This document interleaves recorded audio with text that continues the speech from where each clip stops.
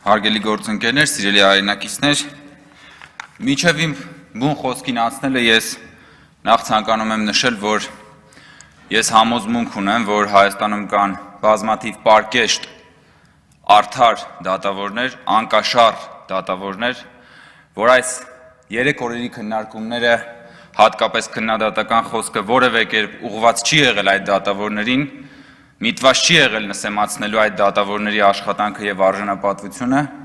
եւ որ մենք որպես ազգային ժողով ու падգամավորներ ու քաղաքական մեծամասնություն պատրաստ ենք մեզանից կախված ամեն ինչ անել, որպեսզի նրանց լավ եւ արդար գործը լինի ավելի շարունակական։ Ես ուզում եմ սա հստակ ֆիքսենք, որովհետեւ կարող է լինել տարընկալում, որ մենք փորձել ենք ընդհանրացնել պարոն Վարդազարյանին եւ այն արատավոր երևույթները բոլոր դատավորների հետ ամենևին այդպես չէ, բայց պետք է մենք չմոռանանք, որ մենք գտնվում ենք ազգային ժողովում, խորհրդարանում եւ այստեղ կարելի է քննարկել գրեթե ամեն բան եւ ամենացավոտ հարցերը։ Հիմա իրականում պարոն Մկրտչյան, դուք շատ հետաքրքրացրեցիք մեր քննարկումը այսօր։ Ես իհարկե պիտի մեծապես անդրադառնայի պարոն Վարդազարյանին այն մասով, որ դեռ չէի հասցրել հարցերի տեսքով նշել, բայց դուք իսկապես հետաքրքրացրեցիք եւ շնորհակալ եմ ձեզ դրա համար։ Տեսեք, դուք ասում եք դուք դասակարգեցիք դատավորներին։ Սա շատ համարձակ հայտարարություն է, բայց այս 3 օրերի քննարկումը եւ իմ համոզմունքն այն է, որ դատավորներն են դասակարգել դատավորներին։ Եվ որ առաջին հերթին Ռուբեն Վարդազարյանն է դասակարգել դատավորներին, որովհետև եւ արել է դա ամենաբարձր մակարդակով, որովհետև բարձրագույն դատական խորհրդի նախագահը քաղաքական փոթորիկների պետական անվտանգությանը վերաբերող օրհասական վիճակում արել է քաղաքական հայտարարություն։ Հենց այդ պահից դատավոր Վարդազարյանը դադարել է, դատավոր Վարդազարյանը ներխուժել է քաղաքականության դաշտ եւ այդ պահից նա դադարել է լինել դատավոր եւ միաժամանակ չի էլ դարձել քաղաքական գործիչ։ Եվ այդ մարդը, որը մնացել է այդ երկու աշխարհների արանքում, այսօր հանդիսանում է դատական իշխանության ԲԴԽ-ի ղեկավարը։ Եվ հենց Ռուբեն Վարդազարյանն է, որ դասակարգել է դատավորներին։ Ռուբեն Վարդազարյանն է, որ այսօր հանդիսանում է Հայաստանի դատական համակարգի խարանը։ Եվ եթե բոլոր պարկեշտ դատավորները ցանկանում են այդ խարանից օր առաջ ազատվել, ապա դատական համակարգը ինքը պետք է ինքնամաքրվի։ Եվ ձեր մյուս կարևորագույն, այսպես բանը, հա։ Տեսեք, ցանկացած կարգավիճակ, մանավանդ դատավորի կարգավիճակը, առաջին հերթին պաշտպանում է այդ կարգավիճակը կրող անձը։ Պատգամավորի կարգավիճակը առաջին հերթին պաշտպանում է պատգամավորը։ Դատավորի կարգավիճակը դատավորը։ Բժշկի կարգավիճակը պաշտպանում է բժիշկը, ուսուցչինը ուսուցիչը, պատշարինը պաշտպանում է պատշարը։ Եվ յուրաքանչյուր դեպքում յուրաքանչյուր ոք իր մասնագիտության կարգավիճակը պաշտպանում է իր կատարած գործի արդյունքով։ Պատգամավորի գործի արդյունքը օրենքներն են, որ նա ընդունում է, գործունեությունն է, որ նա ծավալում է։ Դատավորի գործի արդյունքը վճիռներն են, որ նա կայացնում է։ Բժշկի գործի արդյունքը վիրահատությունն ու բուժումն է, որ նա իրականացնում է։ Պատշարի գործի արդյունքը շենքն է, որ նա կառուցում է։ Հիմա մենք պիտի հասկանանք, դատավորը, որը կայացրել է վճիռ, եւ այդ վճիռն է, որ խոսում է նրա կարգավիճակի, նրա հեղինակության մասին, եւ խոսում է բոլորից ավելի բարձր, եւ խոսում է անկախ նրանից, թե մենք խորհրդարանում ինչ կքննարկենք, եւ խոսում է Հայաստանի Հանրապետության փողոցներում, բակերում, տներում, հրապարակներում, անկախ մեզանից։ Ահա դա է դասակարգումը։ Մենք չենք դասակարգել։ Սա պարզապես սա ժողովրդավարության գինն է, որովհետև 18 թվից հետո Հայաստանում հաստատվել է ժողովրդավարություն։ Եվ մենք որոշել ենք պատռել են սավանը, որով մենք միշտ ծածկում էինք խնդիրները։ Այդ թվում նաև դատական համակարգի խնդիրները, որովհետև երբ որ մենք որոշել ենք, որ դատավորների հետ ստվերային գործակցների մեջ չենք մտնելու, մենք որոշել ենք նաև, որ այս ամբիոնում պիտի բաց տեքստով խոսենք իրար հետ, եւ դա միշտ ռիսկ է, որովհետև ազատությունը ռիսկ է, ժողովրդավարությունը ռիսկ է, բայց թափանցիկությունն է ժողովրդավարության գինը, եւ այո, յուրաքանչյուրս պիտի գանք կանգնենք այս ամբիոնի մոտ եւ պաշտպանենք մեր արժանապատվությունը եւ մեր պատիվը։ Եվ նույնը ես պատրաստ եմ ասել նաև Պատգամավորների մասին։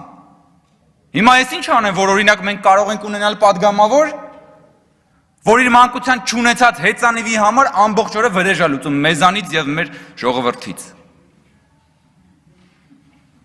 Բայց կա չէ դա։ Եվ երբ որ ինձ հարց տան, ես չեմ խուսափի այդ հարցին պատասխանելից, որ հանկարծ չվիրավորեմ падգամավորի կարգավիճակը, որովհետև падգամավորի կարգավիճակը առաջին հերթին պաշտպանում է падգամավորը։ Մյուսը, պարոն Մկրտչյան, դիմում եմ ձեզ եւ բոլոր դատավորներին։ Դուք ասում եք, որ մենք ձեզ դասակարգեցինք, իսկ ես ձեզ ասում եմ, որ դուք մեզ թողել եք անպաշտպան։ Ոչ միայն մեզ, դուք մեր ժողովրդին թողել եք անպաշտպան։ Եվ ես ուզում եմ օրինակը բերեմ ազգային ժողովի վրա։ Այն որ մենք չունենք ախրանիկներ, այն որ մեզ հայհոյում են եւ մենք մեր ախրանիկները հայհոյողների, այն որ մեզ ապտակում են եւ մեր ախրանիկները հայհոյողների, այն որ մեզ ծեծում են եւ մեր ախրանիկները մեզ ծեծողների ոտերը չեն ջարդում։ Այդ նրանից է, որ մենք որոշել ենք, որ մենք այլ արժեքային տիրույթում ենք ապրում, որ մենք ապավինել ենք ձեզ, որ մենք չենք պաշտպանում, որ դուք մեզ պաշտպանեք եւ դուք մեզ թողել եք անպաշտպան։ Չեմ ասում դուք անձամբ, այն դատավորները, որոնք որ ազատ են արձակել ազգային ժողովի նախագահի մահափորձը կազմակերպողներին եւ իրականացնողներին։ Այն դատավորը, որը որ ազատ է արձակել այս մարդուն 67-ամյա Հակոբ Ասլանյանին ազգային ժողովի դիմաց բռնություն գործադրողին, ով դեռևս չի հասցրել ապաքինվել Արցախյան վերջին պատերազմում ստացած վիրավորումից, ազատ է արձակել։ Այն դատավորները, որոնք որ պատշաճ ընթացք չեն տալիս այն մարդկանց, ովքեր բացահայտ կերպով կոչ են անում բռնի, զինված հեղաշրջումների, սահմանադրական կարգի տապալման, ովքեր ահաբեկչական կոչեր են հնչում ամենուր, ովքեր որ իրականացնում են պետության ղեկավարի բեմականացված մահափորձ, սպանություն, եւ այդ դատավորները, որոնք պիտի պաշտպանեին օրենքի ուժով, պիտի պաշտպանեին այս երկրում արդարադատությունը, արդարությունը, պիտի պաշտպանեին մեզ բոլորիս ժողովրդին, չեն պաշտպանում։ Դուք մեզ ասում եք, մենք ձեզ դասակարգեցինք, ես ձեզ ասում եմ, դուք մեզ թողել եք անպաշտպան։ Բայց մենք պատրաստ ենք ձեզ հետ միասին պաշտպանենք մեր պետությունը։ Եթե պետք են օրենքներ, որոնք պիտի ընդունել, որ դուք ավելի լավ վճիռներ կայացնեք, ասեք եւ մենք ընդունենք։ Բայց եկեք խոսենք անկեղծ։ Եվ այս ամբիոնը, այո, այն հարթակն է, որտեղ մենք պիտի պատրաստ լինենք, խոսեք անկեղծ։ Տեսեք, դուք ասում եք, որ մենք պիտի մեծարենք դատավորներին։ Ես համաձայն եմ։ Ես պատրաստ եմ այս ամբիոնից մեծարել բոլոր այն դատավորներին, ովքեր որ իրենց աշխատանքով առաջին հերթին մեծարում են իրենց աշխատանքը։ Բայց ես չեմ կարող մեծարել այն դատավորին, որն ինքն է ապականում իր աշխատանքը։ Ես չեմ կարող մեծարել Ռուբեն Վարդազարյանին, որը 3 օր շարունակ վիրավորեց բոլորի բանականությունը այս ամբիոնից, որը 3 օր շարունակ տերորի ենթարկեց առաջին հերթին դատական համակարգի հեղինակությունը։ Եվ ես չեմ հասկանում, երբ որ այս դեպքում Ռուբեն Վարդազարյանն ասում է, ես զսպվածություն պահպանելու կաշկանդվածություն ունեմ, դրա համար ես չեմ արել այսինչ բանը կամ ես չեմ անում այսինչ բանը։ Այնինչ քննարկվող հարցը այն մասին է, որ նա ոտնատակ է տվել զսպվածությունն ինքնին, այդ հասկացությունն ինքնին, որ նրա աշխատանքը, նրա գործը, նրա հայտարարությունները ուղղակի տորպեդահարել են արդարադատությունը Հայաստանում։ Եվ այդ մարդը այսօր նստած է իր գահին, եւ այդ գահից վերևից մի հատ էլ գալիս է այստեղ ու մեզ ասում է, ես ձեզ հաշվետու չեմ։ Այդ գիտեք խի է տենց ասում, որովհետև դեռ չի հասկացել ինչ է կատարվել այս երկրում։ Դեռ չի հասկացել, որ պարլամենտում յուրաքանչյուր ոք, որ գալիս է այստեղ կանգնում է, ոչ թե հաշվետու է մեզ անձամբ Հայկ Կոնջորյանին կամ Պողոսին Պետրոսին, այլ հաշվետու է ժողովրդին, որովհետև սա ժողովրդի ներկայացուցչական մարմինն է։ Եվ չկան անձեռնմխելի, այսպես մասնագիտություններ։ Յուրաքանչյուր մասնագիտություն ինքը պետք է պաշտպանի ինքը իրեն։ Եթե չեմ սխալվում, այդպիսի ավանդույթ չէ կա նույնիսկ, երբ որ շինարարները կառուցում են կամուրջը, առաջին հերթին իրենք են այդ կամուրջի վրայով անցնում։ Չէ՞։